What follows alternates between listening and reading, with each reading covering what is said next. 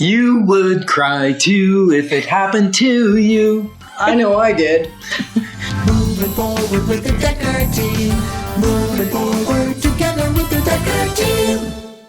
We're excited that for over 30 years, we've been able to come along, folks, not only buying and selling real estate over 3,117 times, but really coming alongside you to build your faith, build your fun, build your finances, and really even build or strengthen, heal, and flourish inside relationships. So 30 years of building your life, your wealth, and your home. In this segment, we're going to explore what to do if buyer's remorse happens to you so you don't cry like I did. Well, maybe you do cry. Well, maybe that's part of the healing process. I don't think so. I think it might be. I don't want to admit it. There would be the truth. So Yetta, what would you, now that you've recently gone through buyer's remorse, Yeah. you've talked a lot of your clients through buyer's remorse. For like over 30 years. And it's going to be hard. It's going to be easier now, actually. So what would you recommend someone do when they're faced with it? I think the first thing is just to recognize that it could happen, right? That's what we talked about in the earlier segment. And that is kind of natural. Okay. And then the next thing I would do is ask, because I find this so often is a strategy that helps me with any problem. This isn't just for buyer's remorse, but ask the person, what would you ask someone to ask themselves if buyer's remorse happened to them?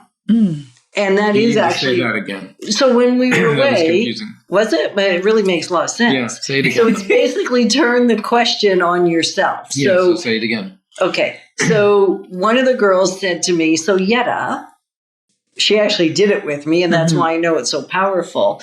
If someone came to you and they were struggling with buyer's remorse, just like you are, what questions would you ask them to ask themselves? Great question.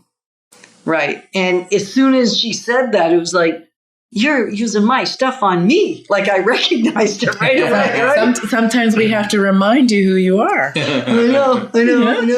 So when she said that, though, immediately I went, well, what I would tell them to do, the question I'd ask them to ask themselves, if you were at, like, if somebody came to me with the problem, is like, what is good about this decision? Like, what caused you to make the decision in the first place? Why did you make this decision? Yeah. And so as soon as I told her that, then she said, so why did you make the decision? And I said, oh, well, because of proximity to town, because you can walk to like 50 restaurants that have live music, because the beach is in front of your face and you can like reach out and touch it. Yeah. The pool is right there. It's got its own hot tub. It's 2-story. When we have guests or even my parents, they can be on one level. We can be on another. You have privacy, even if all the grandkids come. Like the reasons were huge. And you know, it's interesting, even as I'm listening to you, the reasons were huge. And what you were focusing on were these little...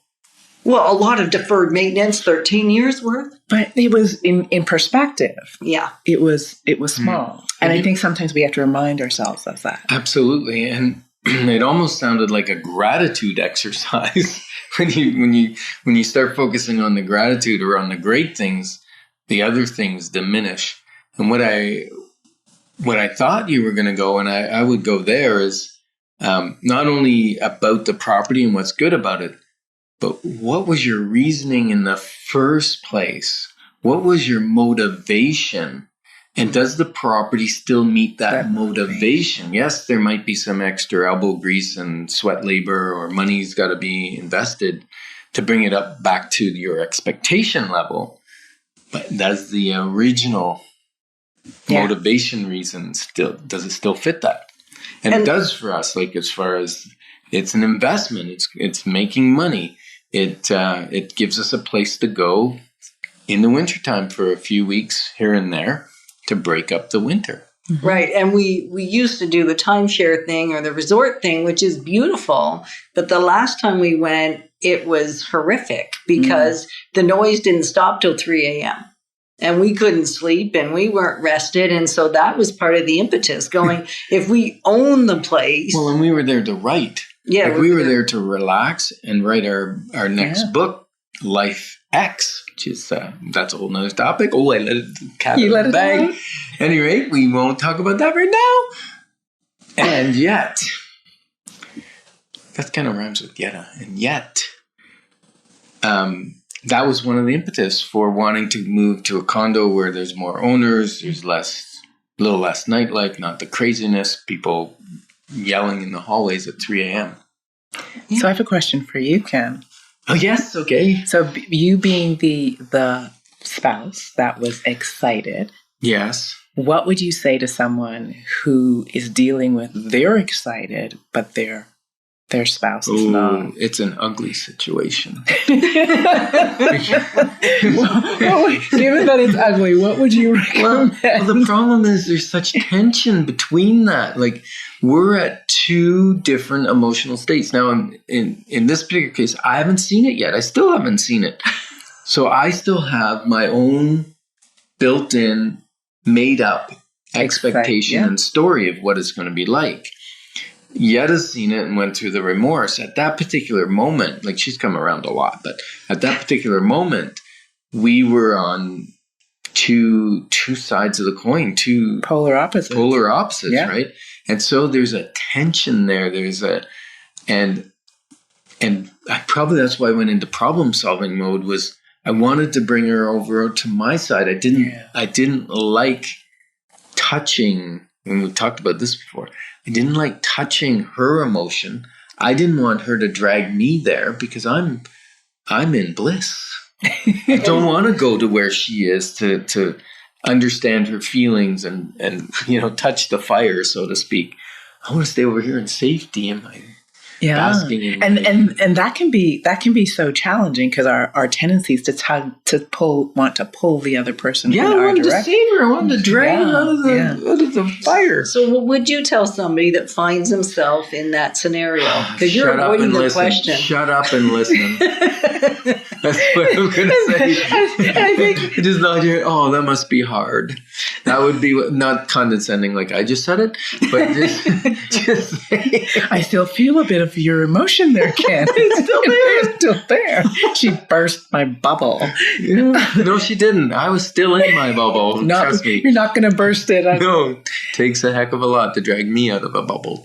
So it's what I think what you're saying is that the beautiful thing, or what we want to do, is to allow the person to be and to be where they are and just allow them the space to talk. Yes. To talk it through. I need to draw her out, listen to her, actively listening, like, oh, that's tough. And then condescending stuff. No, not condescending.